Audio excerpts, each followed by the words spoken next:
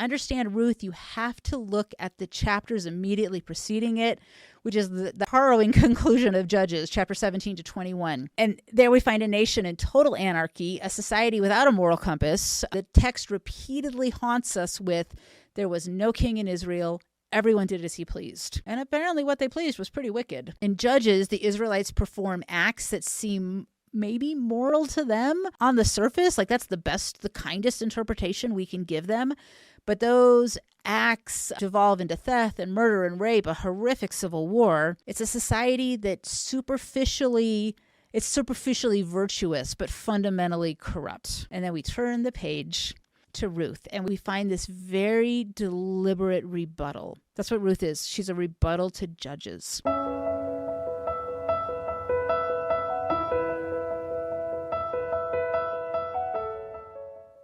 Hello, and welcome back to Fair's Come Follow Me podcast for Old Testament year. If you have made it through the last few weeks of Old Testament readings, I congratulate you. They have been tough. I'm glad you're here with me. I am Jennifer Roach Lees. We have been talking through Joshua and Judges. Things got really intense and violent last week in Judges. They were kind of intense in Joshua. As we saw last week, by the end of Judges, it seemed like the entire project of God, of him developing his people into the ones who will bless the whole world, the whole thing seemed lost. It was an absolute, utter disaster. If you don't remember, Judges starts out okay for like a second, and it gets worse and worse. It ends in human sacrifice. We're about as far from the celestial path as you can get at this point. So what is Heavenly Father to do? How does he correct all of this? He could, if he wanted, come down with great power and destruction. He could discipline his people like he does in other places. But at this juncture, when things are the absolute worst, he does not come down with power and strength and might to correct things. He comes through the presence of an absolutely vulnerable immigrant woman with no husband, no money, no land, no sons, no power. And it's through her that God gets everything back on track. Ruth is one of my absolute favorite books in the Old Testament. I'm glad you're here to talk about it. At this moment, you should probably be a little bit terrified for Ruth. She is entering into the world of the judges. In the beginning of Ruth, we read that this is happening while the judges are ruling. So even, back up a couple chapters back into Judges, place Ruth right there. Things are wicked and terrible. And she, in that society, is as vulnerable as can be. You should be terrified for her.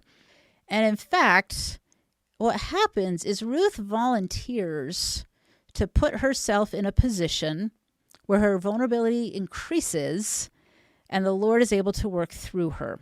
You know the story. She marries one of the brothers of this family. Both brothers die before any children are had. The father is dead. There's the two daughters-in-law. One daughter-in-law says, I want to stay here with my family. These are my people. Of course, that's the reasonable thing to do. It's probably the smart thing to do. She goes back to her family, and Ruth says to her mother-in-law, Naomi, I will go with you. Your people will be my people. Your God will be my God. She volunteers for this service. Ruth's decision to do this provides kind of this counterpoint of correction to Judges. If she were not willing to voluntarily walk into this situation, none of the other people around her would have been able to make the choices and response that they make that start to lift their society back out of the depths of despair that they were in Judges. It's not unlike how Christ himself comes to us at Christmas in the Nativity. He's not an all-powerful king. He's a helpless baby. He's as vulnerable as can be. He can't feed himself.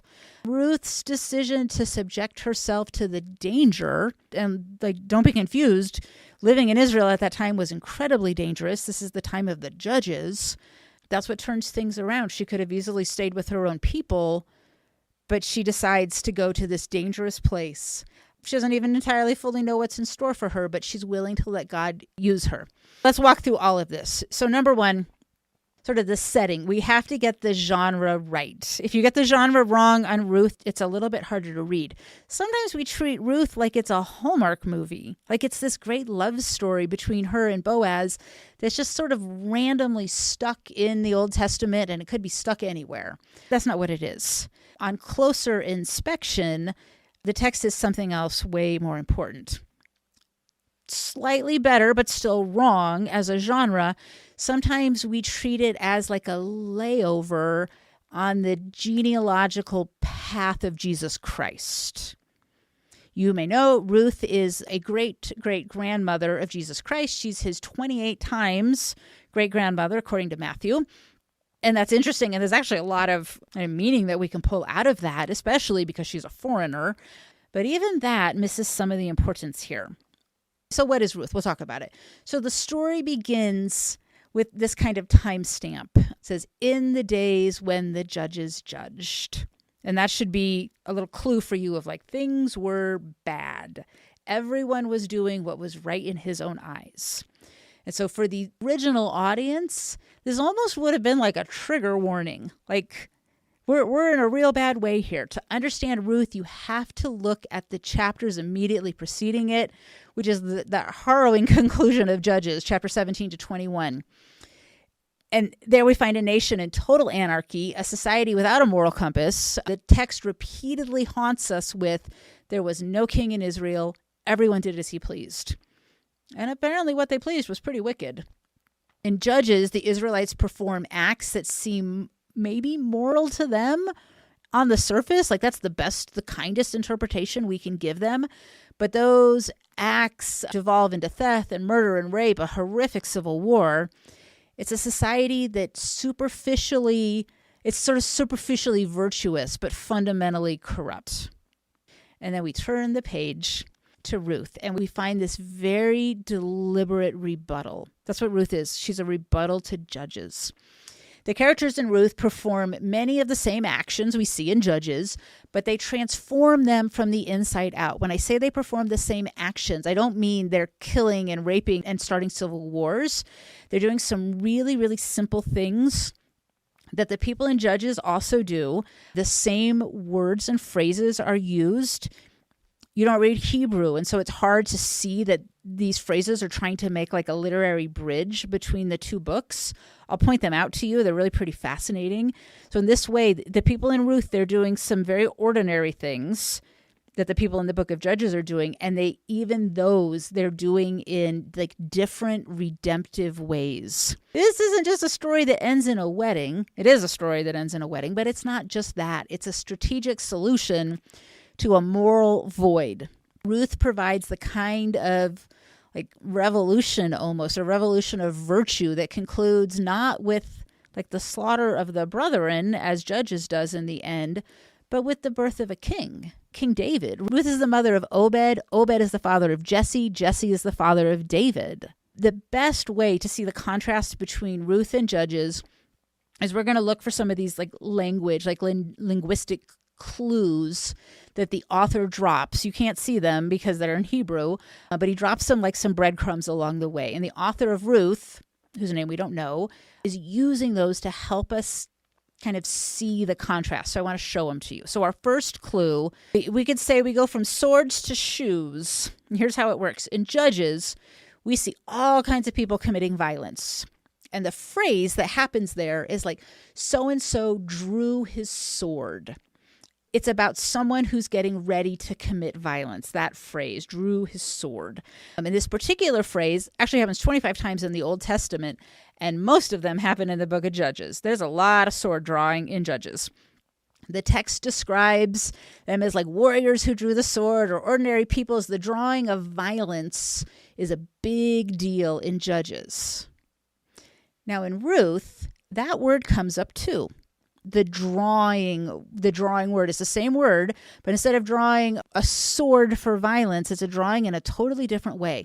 At the end of the story of Ruth, Boaz is going to be her kinsman redeemer, right? He's going to redeem her from her situation, and he has to work out sort of the legal details of who is going to be allowed to marry Ruth. He's not the first one in line, and so he's kind of got to negotiate to see if he can be the one who's going to marry her. And he seals the deal by offering up his sandal. It's this tradition that they have, and somehow that's like sealing the deal. The original text uses the same word that they use for draw his sword. They use it here. He draws his shoe. He's drawing out something in redemption. It's phrased in the same way that should be a clue to you of like, we're not drawing swords here anymore. We're drawing shoes that finalize a deal that bring redemption to a woman who will be the great-grandmother of King David, who is the symbol of bringing all of this redemption to Israel. So it's just sort of like our introduction to how these two books are tied together with some of the like breadcrumbs of words. The second one, it has to do with like devoted loyalty versus maybe like a hunter who's chasing something. And we get the same little wordplay here. In the Hebrew, there's a word that means like to cling or to overtake. And in Judges, that word is used in violence. It describes the Israelites chasing each other down, essentially in bloodlust, this hunter's chase. But in Ruth, the same word is like softened, and it's sanctified, and it appears when Ruth clings to Naomi. When Naomi tells her, go back to your own people, your life will be better. Ruth says, no, I'm going to cling to you. Redemption. It's a moment of like radical self-sacrificial loyalty. Just as an interesting aside, in that section of the book of Ruth, Ruth is gleaning in the field. He tells her, stay close to my workers, essentially so that she won't be raped by a passerby, is what Boaz is telling her. If you read Ruth out of context of Judges, you would be like, what in the world is going on that a woman would need to fear being raped in an open field in Israel with God's people? Well, it was the time of the Judges, and Boaz knew this, so he says, stay near my workers. They will protect you. And he's saying, cling. They will make sure you are safe. And the implication here is massive.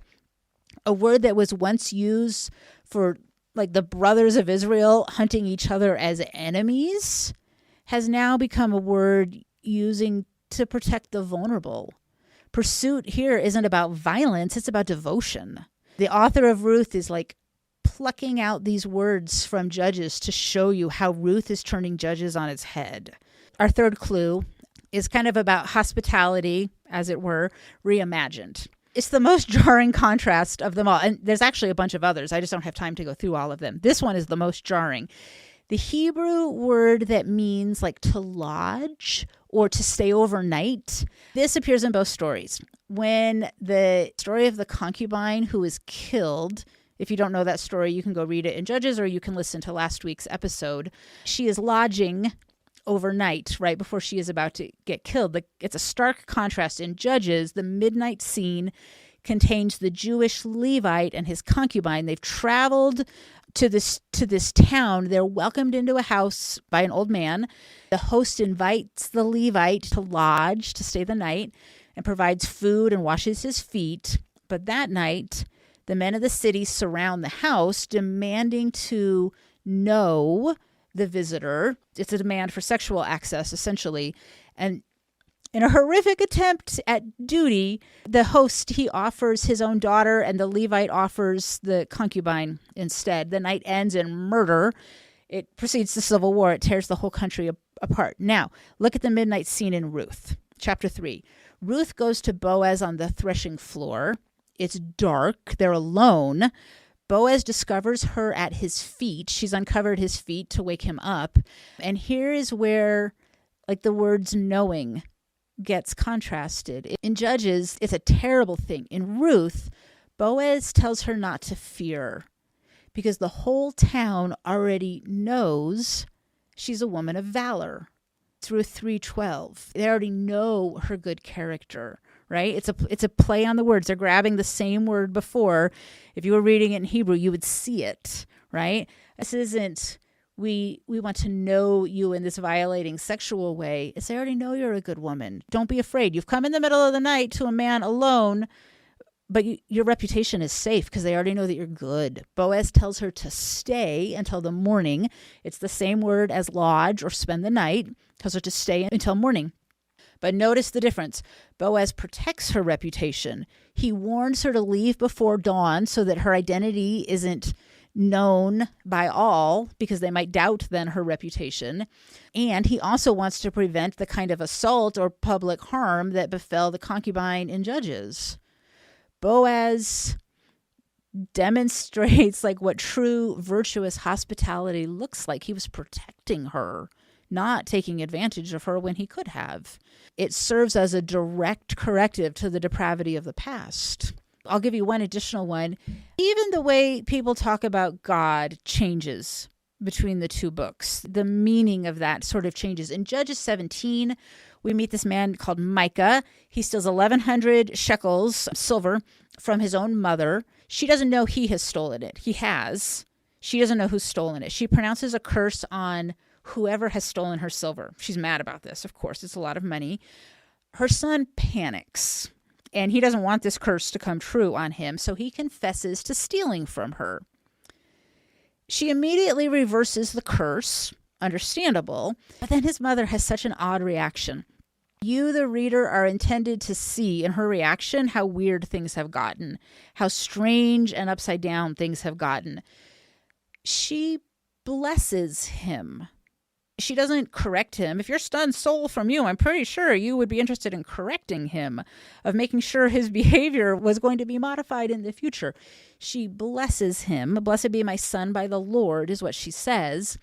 And it's the exact opposite of what you would expect. It's intended to sound off. She blesses his evil instead of rebuking it. And even though she blesses him in the name of the Lord, she means Yahweh, she means God. That's the word. It's not really.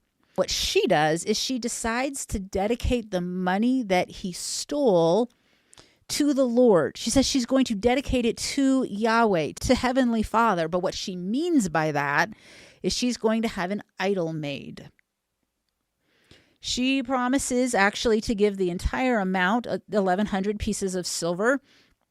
She actually only hands over 200 pieces of silver to the blacksmith, but brags that she hands over the 1,100, which she doesn't. And it's another clue of like things are so off that she thinks dedicating money to the Lord means you should go build an idol. And that saying, I'm going to give 1,100 pieces of silver, then it's fine if you just slyly give 200, but you can claim you gave 1,100. Like, that's how messed up it is. The narrator wants you to see the confusion and hypocrisy in the land. But in Ruth, the air is just thick with genuine blessings that actually mean something. They mean what they're supposed to mean.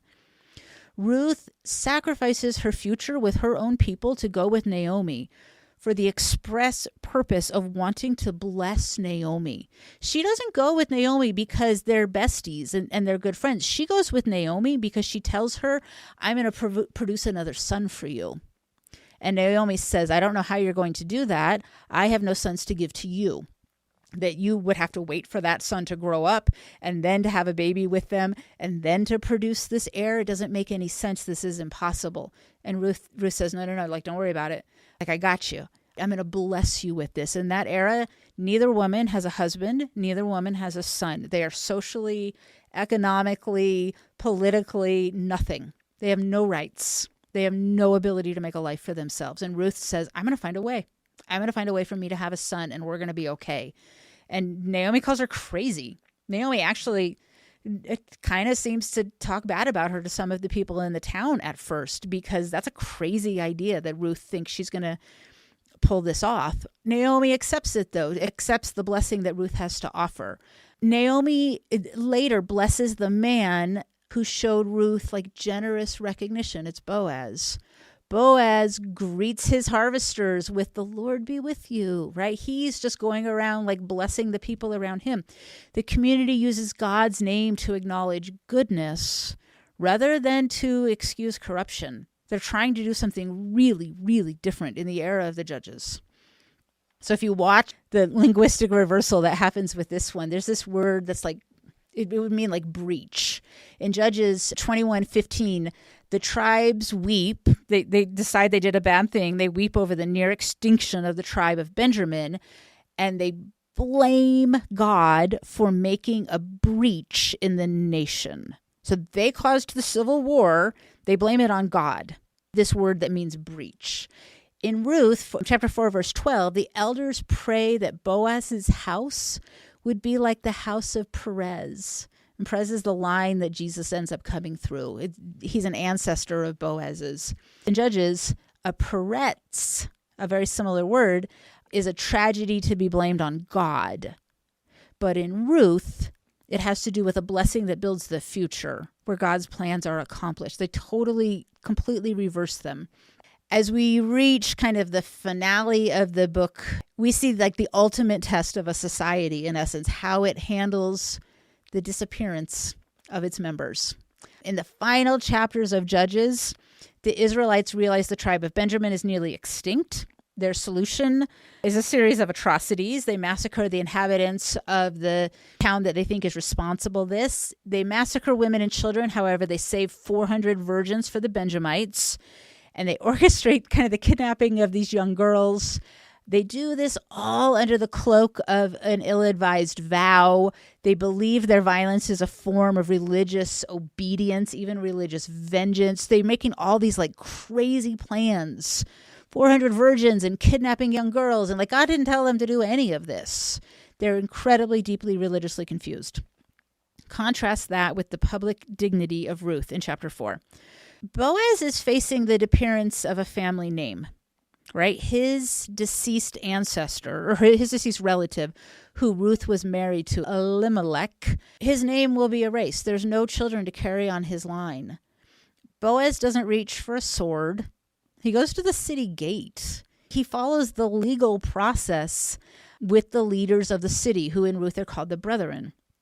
And the word brother or brethren in Judges 20, the tribes refuse to listen to their brethren before the slaughter.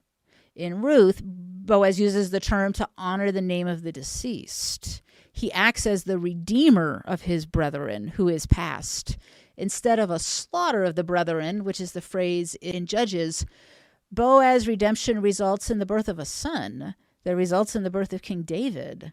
One society tries to save itself through like kidnapping and massacre and crazy ideas, whereas here we see Boaz trying to save his society through legal responsibility, through self-sacrifice, through giving over what he has to redeem the name of his relative. Finally, the last little bit, there's so much in Ruth. The last little bit about Ruth is we need to talk about her status as foreigner. So in Judges 19, there's just another way these two books are contrasting each other. Ruth is undoing Judges. Judges 19, the Levite refuses to enter the city of the Jebusites because he's a foreigner. So the Levite who has his concubine, he could have stayed in this other city, the city of the Jebusites. He says, no, I'm not going to do it. They're foreign to me and I'm foreign to them. So instead, he goes to the place where the concubine is killed, which is a city where his own kin live. He assumed he would have safety among them. And we saw how that ended. He chose what he thought was going to be familiar and safe, and he found depravity. In Ruth, the Israelites have, at least in this bit of the society, they've learned to look a little bit deeper. Ruth is a foreigner. She's a Moabite. Yet Boaz recognizes the virtue within her. One of the most powerful narrative moments in the text, Boaz describes Ruth's journey. She left her father and her mother and the land of her birth. And he uses language that explicitly mirrors the commandment given to Abram in Genesis 12. You leave the place of your birth and go to this place that I will show you. Boaz is using language that mirrors that. He's comparing Ruth to Abraham. This is an incredible honor and dignity that he's giving her. By using the Abrahamic phrase to describe a Moabite woman, a foreign woman, Boaz is casting her as one of the founding mothers. The elders pick up on this, praying that she will be like Rachel and Leah, who built up the house of Israel, right? She acts in this faithful, loving manner towards her mother-in-law, learns what it means to follow the God of Israel, and eventually they see her as one who is leading and building up the house of Israel. The book of Ruth is a story of people learning to recognize virtue, regardless of surface appearances. The internal transformation is exactly what earns them the era of leadership they so desperately lacked in Judges. It takes a minute. Judges has to finish out its story first.